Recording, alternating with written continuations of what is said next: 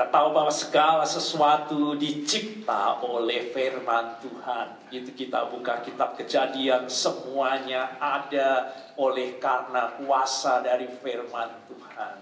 Dan demikian kemudian dalam perjanjian baru Injil Yohanes memulainya. Adanya keselamatan dalam kehidupan kita dan hidup yang kekal adalah oleh karena datangnya firman yang menjadi manusia. Betapa dahsyatnya firman itu dalam kehidupan kita ya. Maka hari ini saya mau ajak kita, mari kita dengar kembali ini pesan yang teramat penting buat jemaat Tuhan, buat kita semua, seperti yang terdapat dalam surat 1 Petrus pasalnya yang kedua, ayat yang kedua yang tadi sudah kita baca. Mari kita baca bersama-sama lagi ya. Ini pesan yang sangat penting dari Petrus, Rasul Tuhan Yesus Kristus. Dan jadilah sama seperti bayi yang baru lahir, yang selalu ingin akan air susu yang murni dan yang rohani, supaya olehnya kamu bertumbuh dan beroleh berkat keselamatan. Dengan kata lain, saudara, untuk kita permudah kata-kata ini, kamu ini harus mendambakan, menginginkan. Ya, bukan hanya menginginkan, kata yang lebih kuat di dalam bahasa Indonesia itu mendambakan. Ya. Mendambakan susu rohani, artinya adalah firman Tuhan yang murni, agar kamu ini dapat bertumbuh dalam kepenuhan keselamatanmu. Atau dengan kata lain lagi, saudara, milikilah keinginan yang sangat kuat dan dalam untuk mendapatkan makanan itu, yaitu firman Tuhan, seperti bayi yang menginginkan air susu ibunya.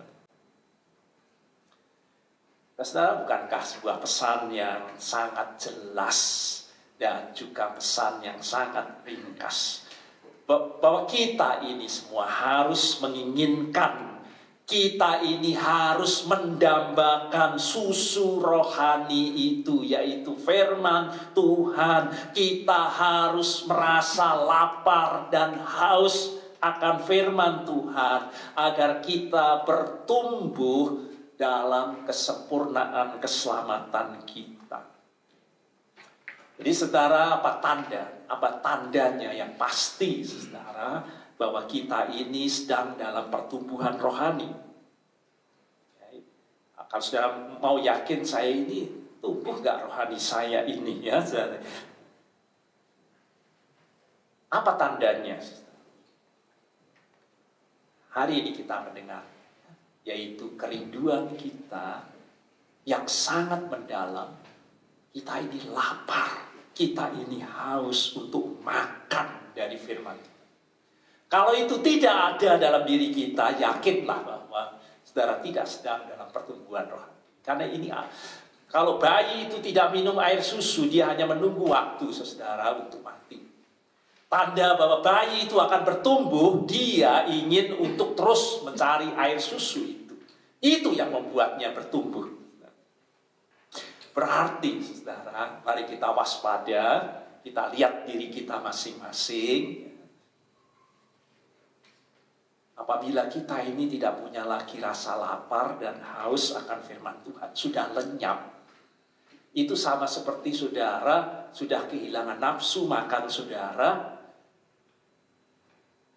Tanda bahwa saudara harus dibawa ke rumah sakit karena saudara tidak bisa makan lagi, harus dipaksa dengan infus. Itu tandanya saudara sedang dalam sekarat dan saudara sedang dalam sakit kondisi jasmaniah saudara. Jadi saudara, mari kita bertanya ya kepada diri kita masing-masing. Sudahkah saudara itu memiliki keinginan untuk menerima firman Tuhan? Seperti bayi merindukan air susu ibunya. Dan kalau toh sudah ada, pertanyaan berikutnya saudara, sekuat apa?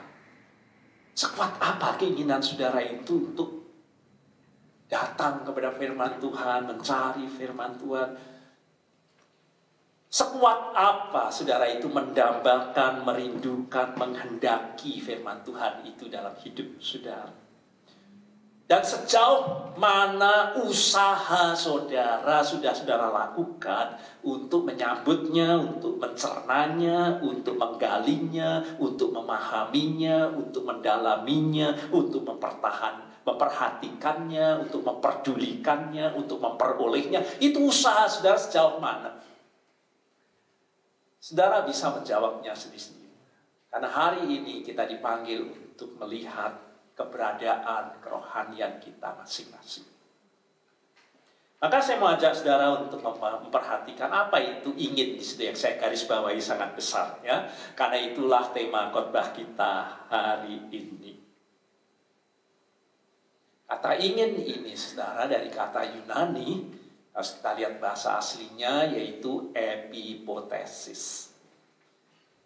Kata ini mengandung arti bukan hanya ingin, ya, seperti terjemahan dari bahasa Indonesia. Kita ingin banyak hal, ya, tetapi epipotesis ini, saudara, memang ingin, tetapi ingin yang teramat sangat kuat. Jadi keinginan bukan sekedar ingin, tetapi keinginan yang teramat sangat kuat. Menginginkan, mendambakan, merindukannya. Jadi memiliki kebutuhan yang sangat kuat, ya. Ingin itu menjadi kebutuhan, dan kebutuhan itu begitu kuatnya, tak tertahankan. Ya, seperti gambarannya saudara pada waktu saudara itu kelaparan. Mungkin saudara jarang kelaparan, ya, kecuali saudara memang mau kurus diet sengaja, saudara.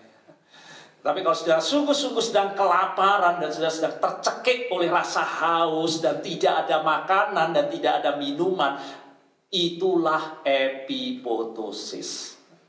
Kalau saudara sedang sekarat, kalau saudara ini ingin sekali minum tapi tidak ada, itu namanya epipotesis. Tercekik oleh kehausan kita ini. Jadi epipotesis ini, saudara, adalah sebuah keinginan, kerinduan yang sangat membuat kita ini merana oleh karena kerinduan kita. Membuat kita ini sedih, membuat kita ini susah menanggungnya. Seperti bayi, saudara, kalau tidak saudara segera susui, dia akan menangis. Menangis sekeras-kerasnya, bukan? Karena merindukan untuk memperolehnya itu. Jadi kata ini, saudara, epipotesis ini di dalamnya mengandung keinginan yang sangat kuat dan mendorong kita untuk bertindak. Jadi tidak diam aja. Dan harus berusaha bertindak untuk memenuhi kebutuhan kita ini, untuk memenuhinya, ya. Dengan semangat, ya, dengan sangat bergairah, ya, dengan intens di dalamnya. Itulah kata yang dikandung dari epipotesis. Saya mau ajak kita untuk melihat kata ini di ayat yang lain, ya, supaya kita bisa memahami dalamnya arti ingin di dalam epipotesis ini. Contoh kata ini dipakai di Kejadian 43 ayat 30, ya. Lalu segeralah Yusuf pergi dari situ sebab hatinya sangat terharu merindukan. Nah, itu diterjemahkan begitu. Itu bahasa Yunaninya epipotesis, saudara, ya. Diterjemahkan oleh LAI sangat terharu merindukan adiknya itu. Begitu terharu, tertekan dengan rindunya itu, sampai dia mencari tempat untuk menangis karena menahan rindunya yang tak tertahankan itu, sampai dengan cucuran air mata. Dia masuk ke kamar lalu menangis sejadi-jadinya karena menahan rindunya itu. Epipotesis. Jadi kata itu yang dipakai. Dari kata ini sudah dapat memahami dalamnya arti ingin. Jadi bukan sekedar ingin, sampai menangis karena menahan rindu yang tak tertahankan itu. Kata yang lain, saya dapat lihat kata ini dipakai di Mazmur 42, 1 sampai dengan 2.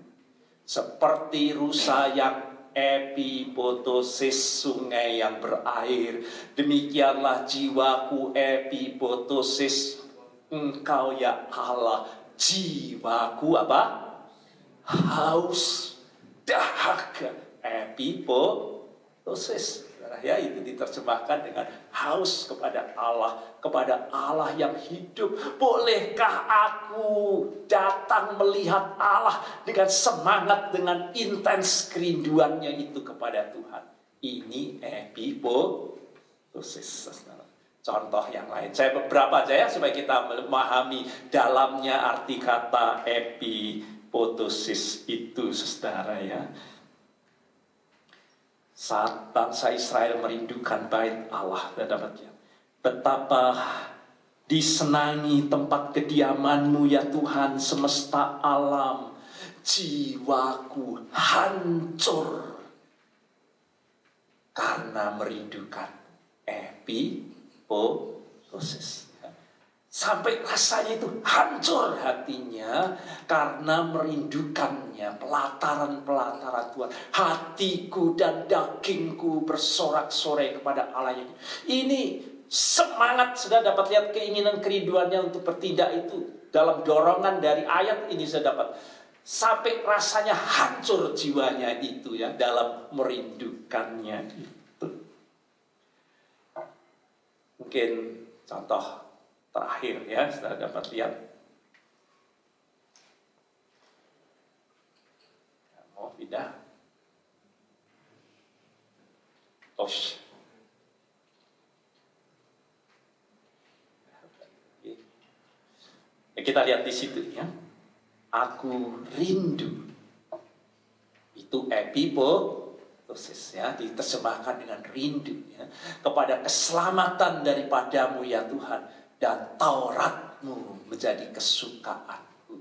Yesaya 33:2.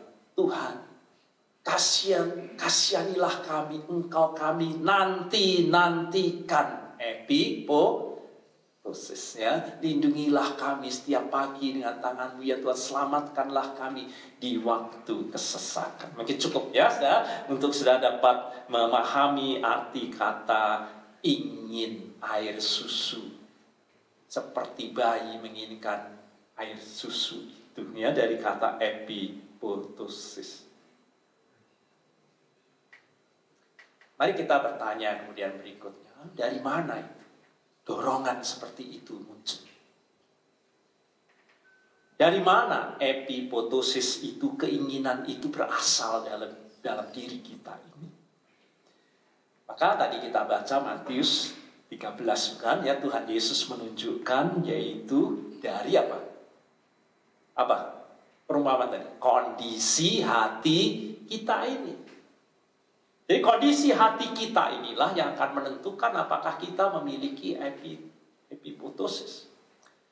Sejauh mana kerinduan saudara adalah gejolak hati kita. Kalau kita sampai menangis merindukannya, tanda begitu dalamnya gejolak yang ada di hati kita. Maka di Matius 13 Tuhan Yesus menggambarkan bagaimana kondisi hati itu terkait dengan firman Tuhan ya. Dengan perumpamaan tentang penabur. Ada waktu ya kita panjang karena kita semua sudah hafal. Saya percaya kita semua sudah tahu dan hafal dengan perumpamaan ini ya. Ada 4 jenis tanah, bukan? Ada 4 jenis tanah yang mewakili 4 jenis hati dalam berhadapan dengan firman Tuhan ya. Yang pertama, cepat saja kita pahami ya, tadi sudah kita baca, yaitu hati seperti jatuh di pinggir jalan, yaitu hati yang keras, mendengar dan tidak memahami karena kekerasan hatinya, jadi tidak melakukan apa-apa dengan firman Tuhan itu. Yang kedua, ada hati yang berbatu-batu, mendengar, menerima dengan sukacita, tapi karena tanahnya tipis tetapi tidak berakar, dan kalau masalah datang segera kemudian firman Tuhan itu hilang atau membuatnya murtad. Dan yang ketiga adalah tanah semak duri yang menghimpit firman Tuhan. Orang mendengar, orang menerima, tetapi tipu daya dunia ini digambarkan dengan kekhawatiran, digambarkan apa saja yang ada di dunia. Kekhawatiran, ketakutan, kekayaan, kenikmatan, gejolak, hawa nafsu, semua gemerlapan dunia ini menghimpit firman Tuhan itu, ya. Dan kemudian dunia ini mencekik kita sehingga membuat kita tidak lagi dahaga akan firman Tuhan. Dan yang terakhir, hati yang subur, ya, yaitu hati yang mendengar, yang menerima, yang memahami, dan kemudian menghasilkan buah yang baik dalam hidup. Ya. Kalau Tuhan kasih perumpamaan ini, saudara, untuk kita baca kembali, ini bukan hanya untuk kita baca, tentu untuk menjadi cermin, bukan? Supaya kita bertanya, saya dan saudara bertanya kepada diri kita sendiri masing-masing, ya. Tanah dan hati mana saya ini, tuh. Kalau ada 4 Tuhan, saya ini ada di mana, gitu, ya. Saudara harus jawab ini. Saudara sendiri yang tahu, ya. Saudara itu, hati saudara, tanah saudara itu termasuk yang mana di 4 ini. Namun kalau saudara, tentu Tuhan Yesus ingin kita yang di nomor 4, bukan? Ya. Tapi kalau saudara sekarang ini tidak ada di nomor 4, saya sebagai hamba Tuhan mau menyampaikan firman Tuhan supaya saudara jangan menyerah, ya, jangan menyerah pada diri sendiri. Jika hati saudara termasuk yang tidak subur saat ini. Karena apa? Saudara, kalau saudara tanya kepada petani yang baik akan segera menjelaskan kepada saudara bahwa tanah yang buruk seperti apapun dapat diolah. Dan kalau petani itu mengolah tanah yang tidak baik, diolahnya, tanah itu menjadi subur. Nah, itu juga yang ingin saya sampaikan kepada saudara. Jangan khawatir kalau saudara belum di nomor 4, tapi hari ini dengar Tuhan memanggil kita karena epipotosis itu asalnya dari kerinduan. Tanah hati kita ini harus diolah. Tidak mungkin kita ini bisa langsung subur kalau tidak diolah, saudara. Ya, kita harus mengolahnya. Nah, untuk kita dapat memiliki keinginan akan firman Tuhan, seperti epipotosis tadi, bayi yang selalu ingin akan air susu itu, Rasul Petrus di ayatnya yang pertama, tadi tidak kita baca karena kita langsung masuk ke ayat 2, ya. Karena kalau di GKI Indonesia kita baca sampai 1 pasal, ya, tapi banyak masukan, bacaannya kok banyak bertele-tele, dan sehingga kita sekarang ambil poin-poinnya saja, ya. Kita tidak baca semuanya. Tetapi saudara, kalau kita baca semuanya dimulai dari ayatnya yang pertama, dan Rasul Petrus mengingatkan di ayatnya yang pertama bahwa kita ini kata lain dari mengolah tanah. Mengolah tanah kita ini, hati kita ini, kita harus membuang. Kalau tanah itu penuh dengan ilalang, harus kita cabuti. Kalau keras, harus kita cangkul. Itu petani tahu semua untuk membuat tanah itu menjadi subur. Nah, Rasul Petrus berkata, maka kamu harus buang yang ada di hatimu itu, berbagai sikap yang ada dalam diri kita ini, ya. Dengan kata lain, saudara, dikatakan kerinduan kita akan firman Tuhan itu dapat dipadamkan oleh berbagai macam sikap yang ada dalam diri kita. Kalau sikap itu tetap ada dalam diri kita, sudah dapat dipastikan tanah kita ini keras mungkin, atau penuh ilalang dan sebagainya, dan itu menghimpit, memadamkan firman Tuhan, keinginan kita dalam kehidupan kita. Ya, seperti yang dikatakan dalam firman Tuhan tadi, Lukas 8 ayat 14, apa kata Tuhan Yesus? Terhimpit oleh apa?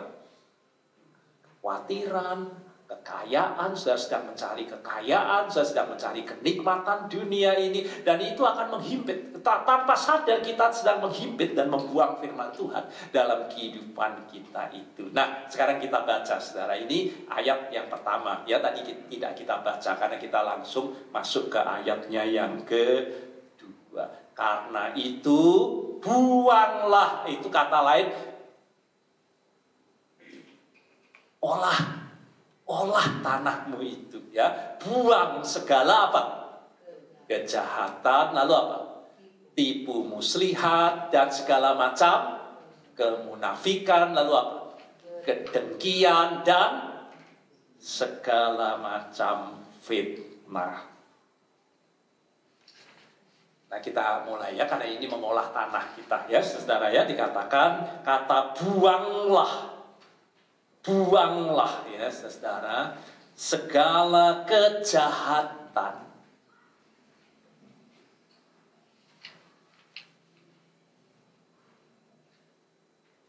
Kata kejahatan itu, saudara, yang pertama kali ya, itu berasal dari kata Yunani kakis, saudara.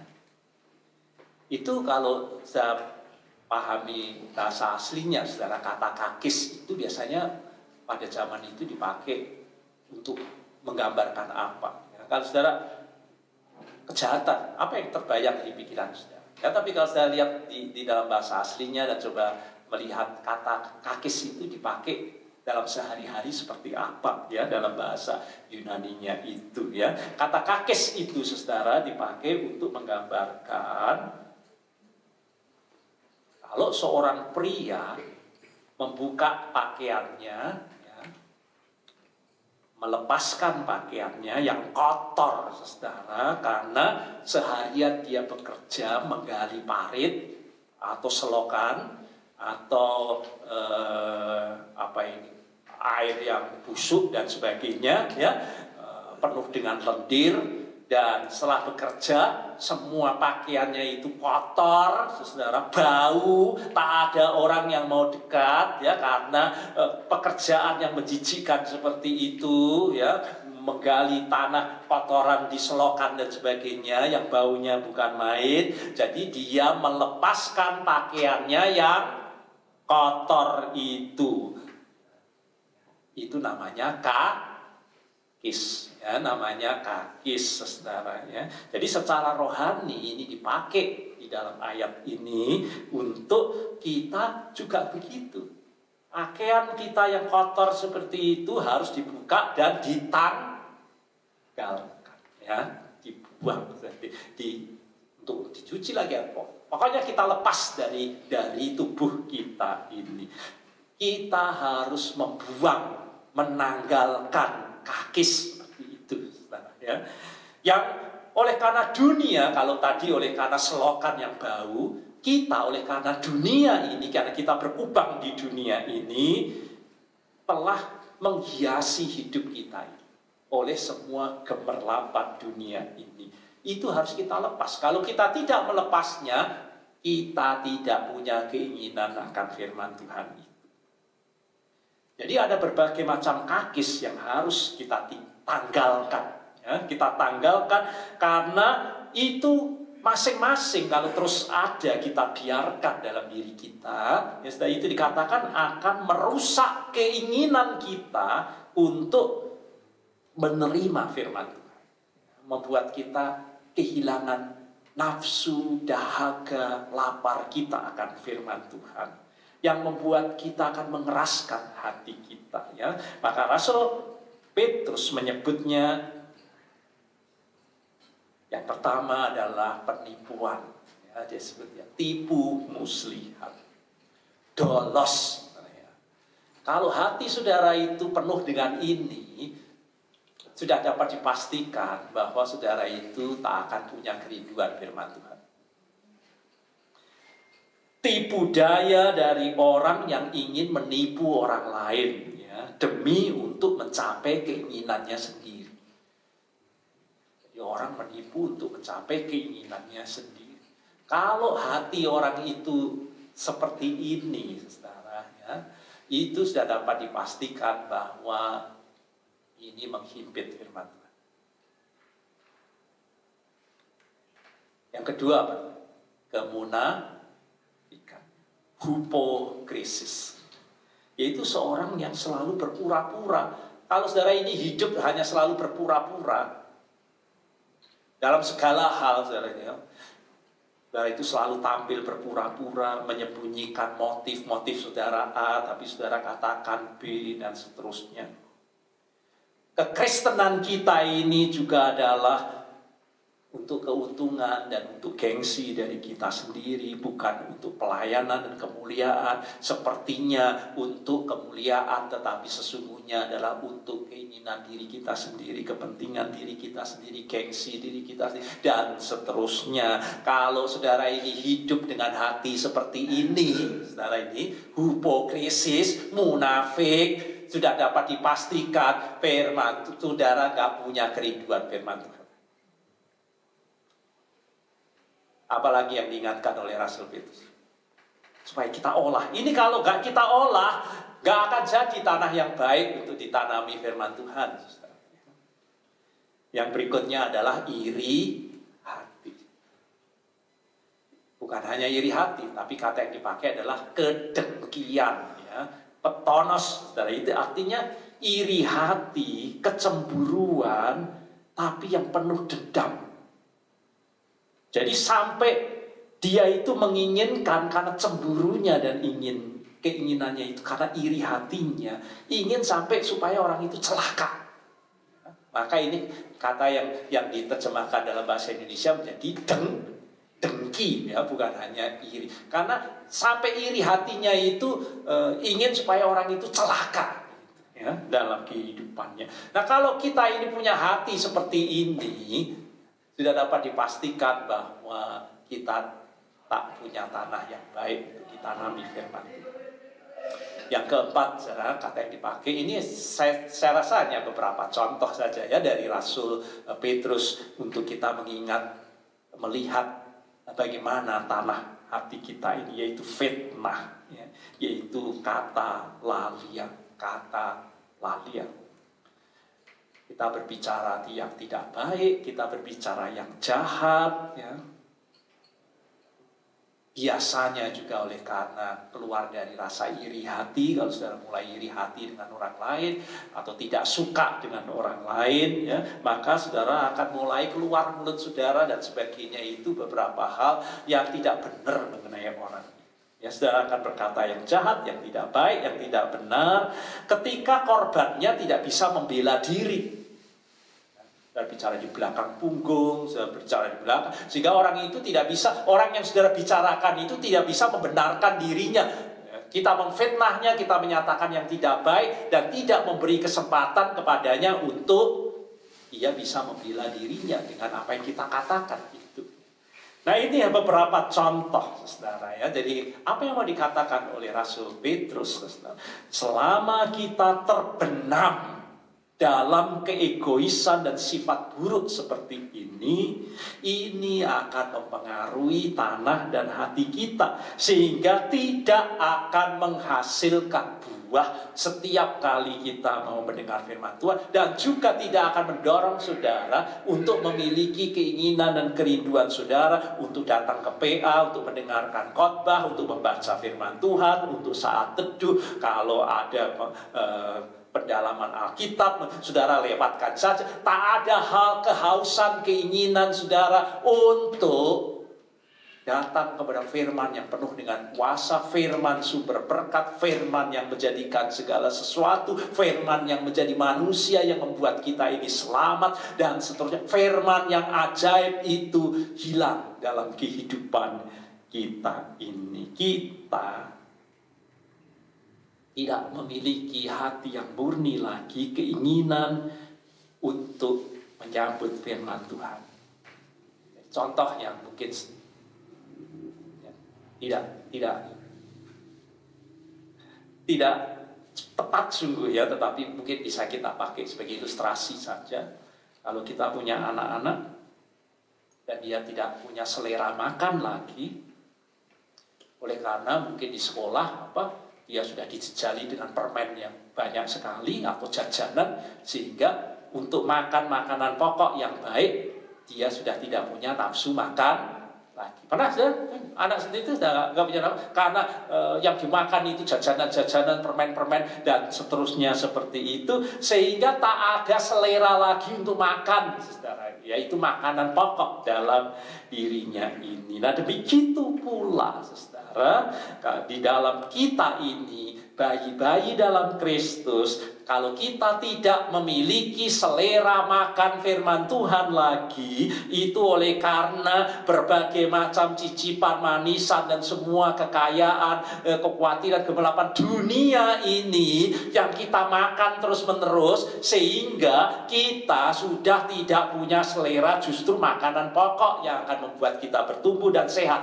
tetapi makanan yang akan membuat kita ini sakit dan hancur karena permen, karena semua jajanan itu yang menjejali dan masuk di dalam diri kita ini. Maka Petrus, saudara, mau mengingatkan kepada anak-anak Tuhan untuk menyingkirkan makanan-makanan dunia seperti itu yang terus-menerus yang menjejali kita, yaitu sikap-sikap duniawi kita ini yang akan menghalangi selera makan kita akan firman Tuhan.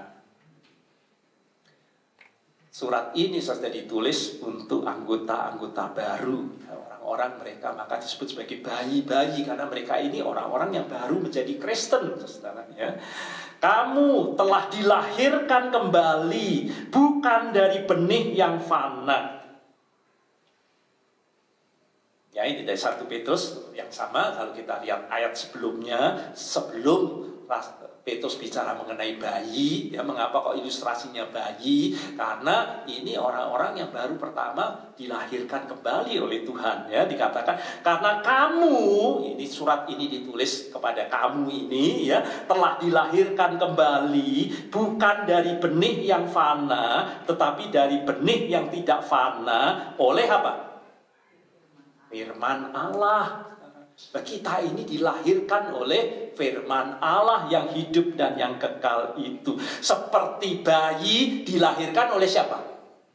Ibunya, saudara. Maka dia merindukan air susu dari ibunya. Dan itu dipakai sebagai ilustrasi. Karena kita dilahirkan oleh firman Tuhan, maka kita ini harus dahaga dan haus akan firman Tuhan, ya, dalam kehidupan kita ini. Saya baca 1 Korintus 6:19, Galatia 5:6, semua bicara mengenai hal ini, ya. Kita kalau dilahirkan oleh firman Tuhan yang membawa keselamatan, maka kita juga akan merindukan firman Tuhan itu, ya.